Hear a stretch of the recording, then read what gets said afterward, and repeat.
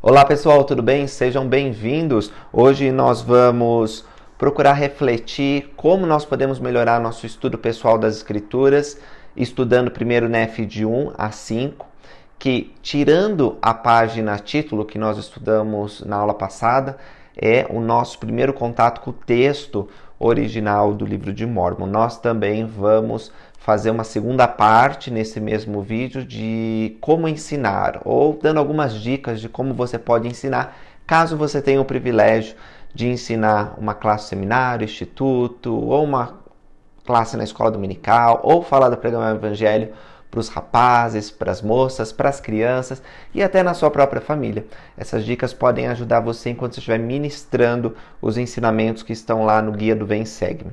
Então, para começar, deixa eu falar para vocês sobre duas maneiras básicas que nós podemos estudar os livros de Escritura. Nós podemos ler estes livros do começo ao fim, numa ordem sequencial, e esse é o estudo mais básico. O próprio Vem Segue-me, a forma que ele está organizado, ele contém designações semanais de leitura, então espera-se que o estudante do Vem Segue-me, ele possa ler um conjunto de capítulos, de versículos naquela semana. No nosso caso, nessa semana aqui, nós temos que estudar primeiro NEF 1, 2, 3, 4 e 5. Então, um estudo sequencial, ele é importante porque ele vai dar uma visão geral do que está acontecendo. A gente vai entender melhor a narrativa histórica, a gente vai entender melhor o contexto. Então, eu gosto de comparar, eu que gosto de tirar foto, de filmar, como se fosse uma fotografia ampla de uma paisagem ou mesmo uma filmagem ou fotografia de drone, onde você tem uma visão panorâmica, né? Então você pode ver coisas assim numa visão bem longínqua. Já o outro tipo de estudo que eu vou dizer para vocês, que é o estudo por tópicos, é como se fosse uma fotografia próxima, ou aquelas microfotografias, né, que você pega os detalhes, e eu tenho algumas, eu vou mostrar na tela aí para vocês. Então você consegue ver coisas impressionantes ou detalhes que, se você tem uma visão mais longe, você não vai conseguir notar. E aí você pode se perguntar, qual que é mais importante? Qual que eu devo fazer? É a leitura sequencial ou a leitura por tópicos? Ou seja, em primeiro NEF, quando fala sobre escrituras, que o Senhor ele apareceu para ler e ele deu um livro para que ele lesse. Depois nós lemos a importância das escrituras quando NEF e seus irmãos têm que voltar e pegar as placas de latão. Então parece que é um tema que está surgindo bastante. Aí você pega esse tópico, escrituras, a importância das escrituras, e você vai tentar analisar mais detalhadamente isso. E aí você pensa, o que é mais importante? Eu ler em sequência ou eu ler por tópicos?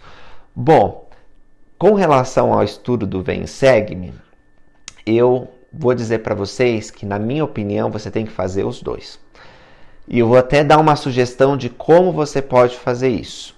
Mas, a princípio, uma leitura do começo ao fim, do capítulo 1 de 1º NEF até o capítulo 5, é importante, por mais que você já tenha lido o livro de Mórmon antes, para entender o que está acontecendo, quem são os personagens, onde eles estão situados, qual é o tempo que eles existem, né? A gente sabe que é situado no reinado do rei Zedequias, 600 anos antes de Cristo. A gente sabe, por exemplo, que é lá em Jerusalém que começa a história e depois eles vão para o deserto. Então você tem que entender essas coisas para situar melhor até quando você faz um segundo estudo, que é um estudo por tópicos.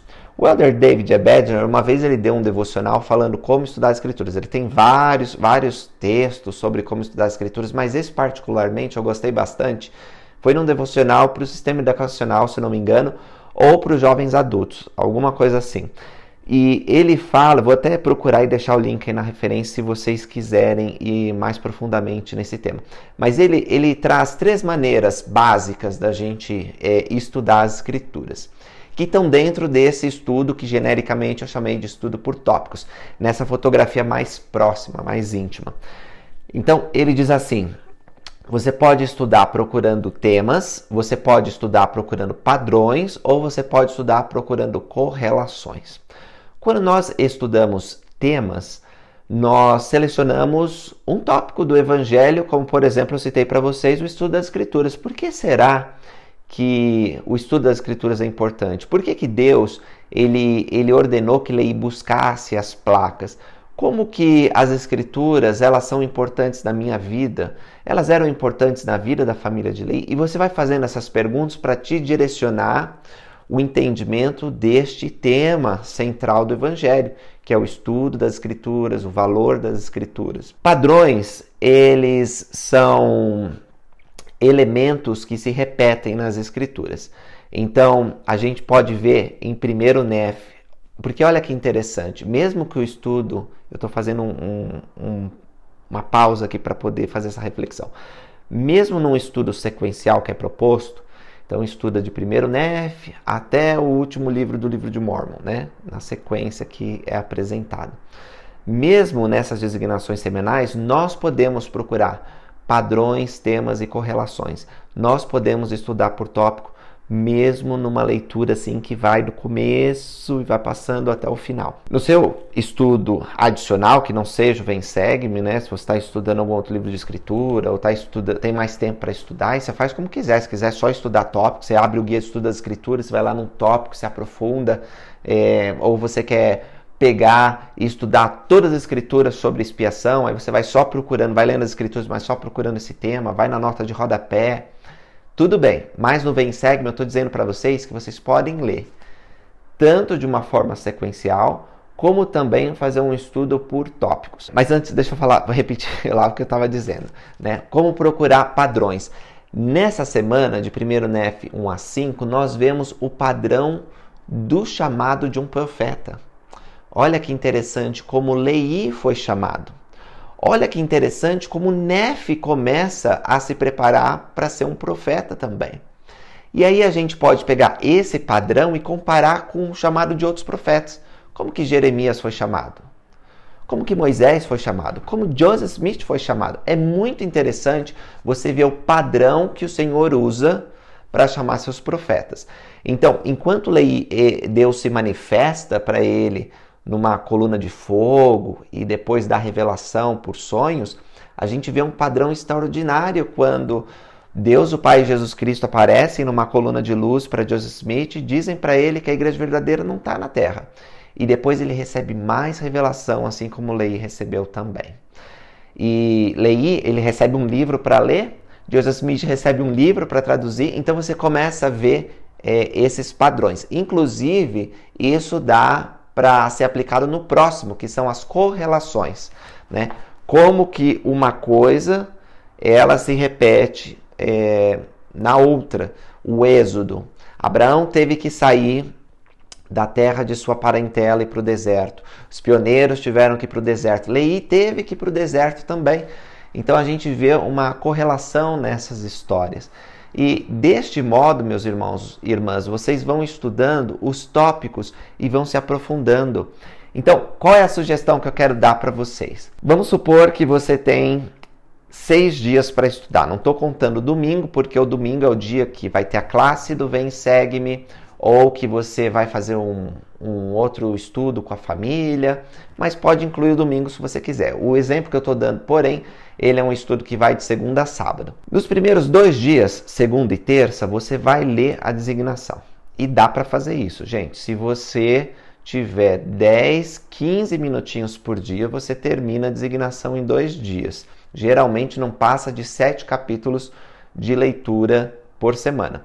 Então você divide, lê 3 num dia, lê 2, no caso são 5, né? 3 na segunda, 2 na terça.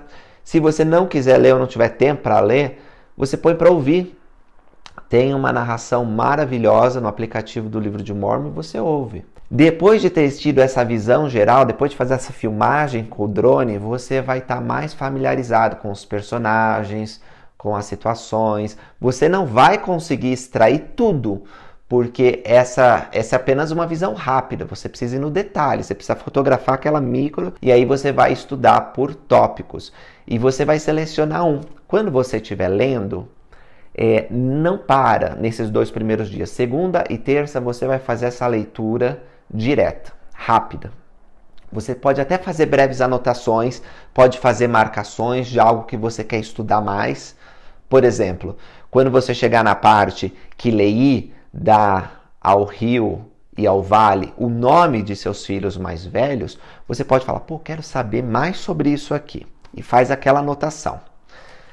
Nos próximos dias, quarta, quinta, sexta e sábado, você vai mergulhar nas escrituras por tópicos. Como é que você vai fazer isso? Lembrando da sua leitura, você vai nessas breves anotações ou nas marcações que você fez e vai reler estes versículos que te saltaram aos olhos e vai começar a escrever perguntas ou tópicos relacionados àquilo.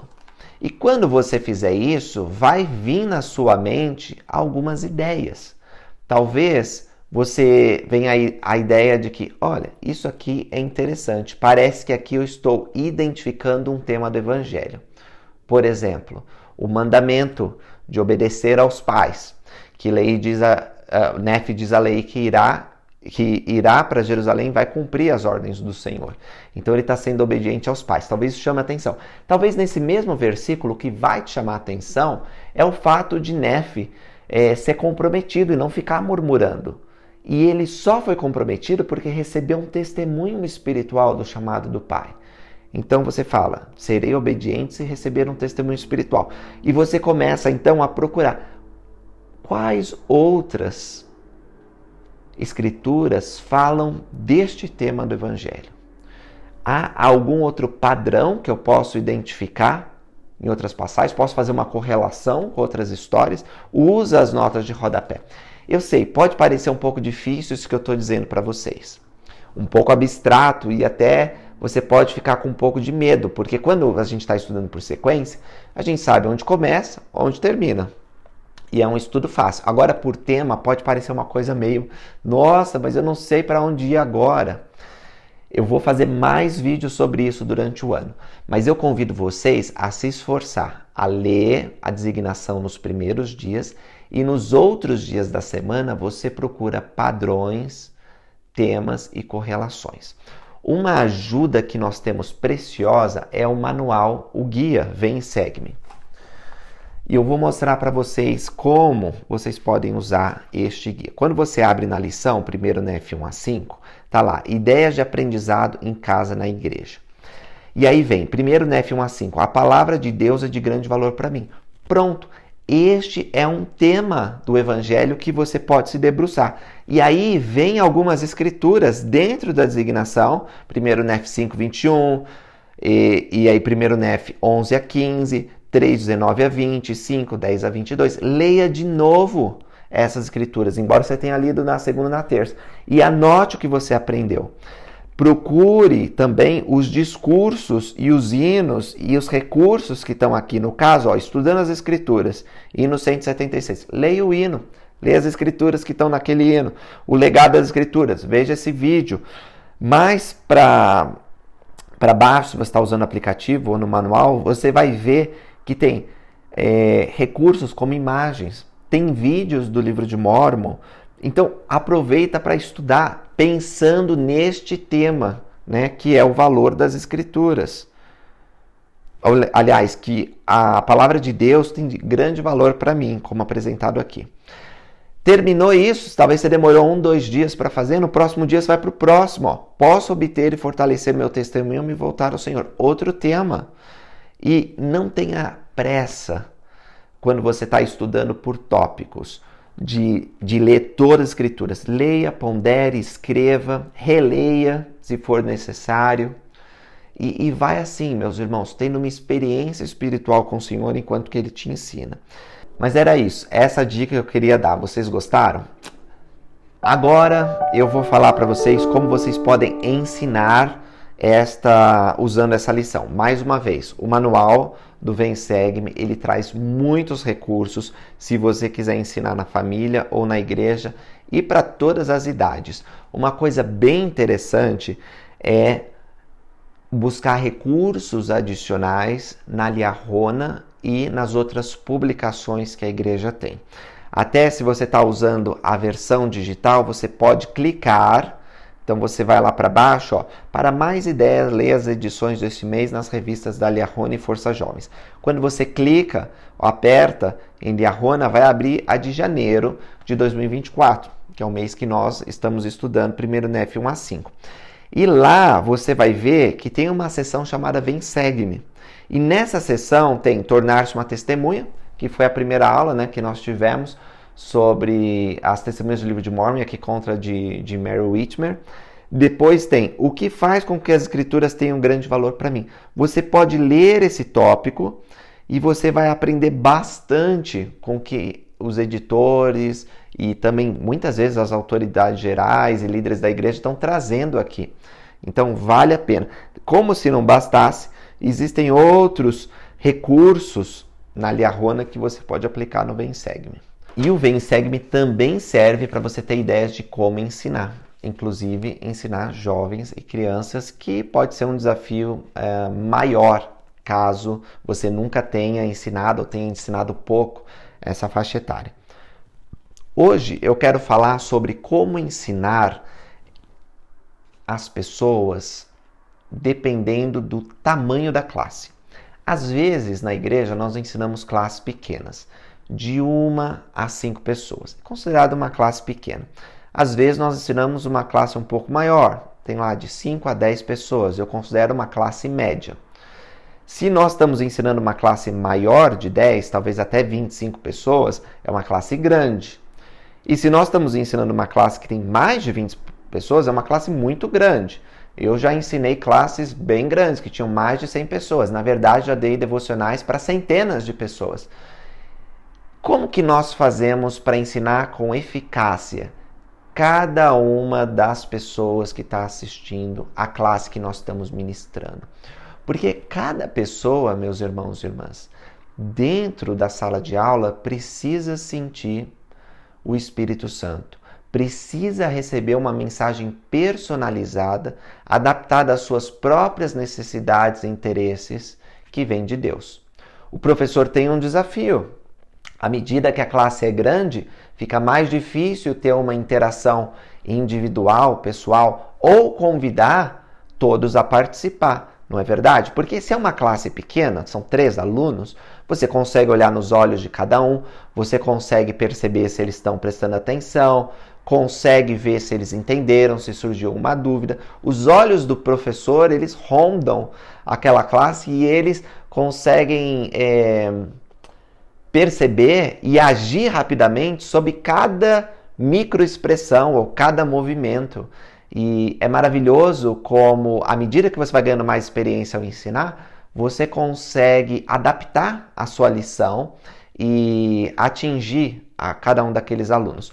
Porém, uma classe que é muito grande, fica difícil olhar para cada aluno ou perceber essas coisas. Tem muitas coisas acontecendo.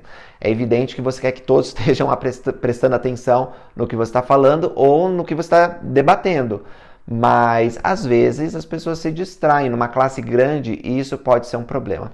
Então, existem aqui algumas dicas que eu quero dar caso a sala ela seja maior. Quando você tem uma sala que é grande, ou seja, mais de 25 pessoas, eles ainda devem participar. Seu tempo é limitado, você não vai ter muito tempo para ensinar a lição, lembra? Você nem precisa ficar preocupado de ensinar tudo, talvez 1 ou 2 tópicos que você tenha selecionado, mas como fazer isso de forma eficaz?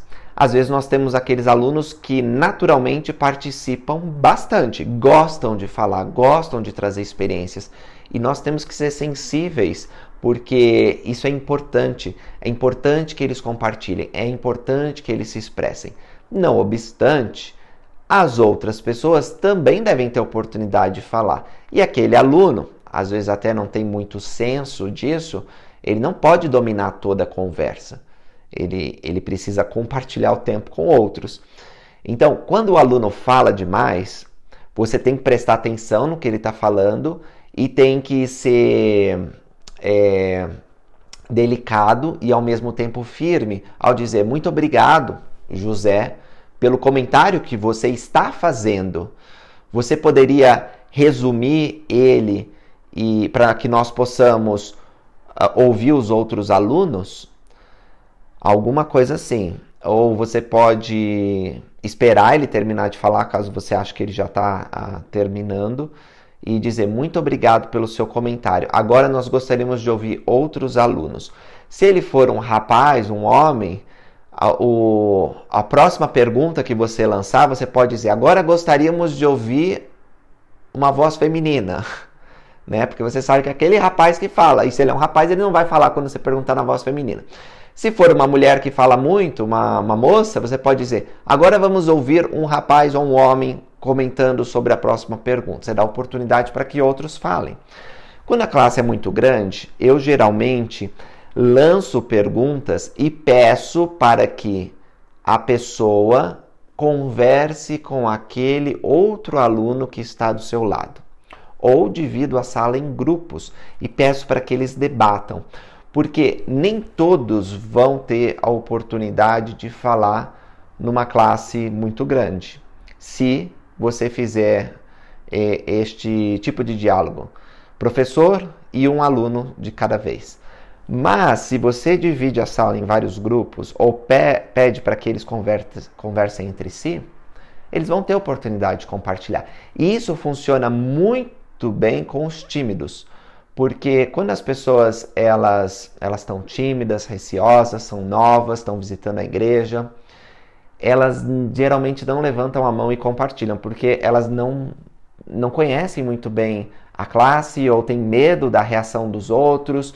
Enfim, aqueles que já são mais introvertidos e tímidos sabem o que eu estou falando.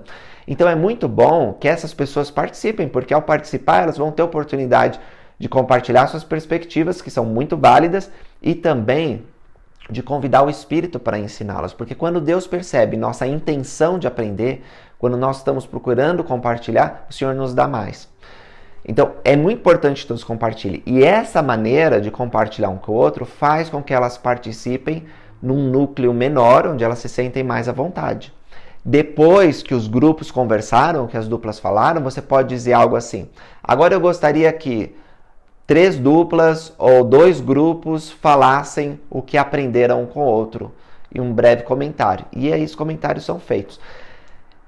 Esta maneira de dominar a discussão da sala, numa sala grande, ela exige prática, exige tempo e às vezes as coisas não vão sair como que você planejou na sua cabeça. Às vezes vai passar o tempo, às vezes você vai ter que pedir para que os alunos refaçam a pergunta, refaçam os comentários ou façam novamente a discussão. Enfim, qualquer coisa é experiência, meus irmãos. Vocês aprenderam. E outra coisa, nós não dependemos só de nós mesmos. Se você foi chamado para ensinar na igreja, você recebeu autoridade para fazê-lo. Alguém pôs as mãos na sua cabeça. Você precisa confiar que Deus ele vai te capacitar para fazer esses debates de maneira eficaz. E se você está ensinando na família, também não fique frustrado se alguma situação não saiu como você planejou. Tudo é válido, é um aprendizado, e se você for bem intencionado, Deus ele vai abençoar seus esforços. Falando especificamente de 1 Nef 1 a 5, quais são as perguntas que um professor ele pode propor para o debate numa sala de aula? Mais uma vez, volte-se ao manual do Vem Segue-me. Lá tem vários tópicos que você pode lançar. No seu estudo pessoal, você não separou alguns tópicos? Talvez esses tópicos sejam adequados para uma discussão da classe. Talvez você possa propor aos alunos sobre este tema, escritura, o que vocês aprenderam. Pode ler uma passagem de escritura e ouvir os comentários dos alunos. Qualquer que seja a sua estratégia, lembra de convidar os alunos a aplicar aquele conhecimento na vida deles. Sobre isso, o Vem Segue-me, ele tem uma dica bem específica que diz assim: Use histórias e exemplos para ensinar os princípios do Evangelho. Ao se preparar para ensinar, pense em experiências pessoais que poderiam acrescentar um segundo testemunho aos relatos das Escrituras. Por exemplo, quando o Senhor preparou um caminho para que você obedecesse a Ele, quando que isso aconteceu?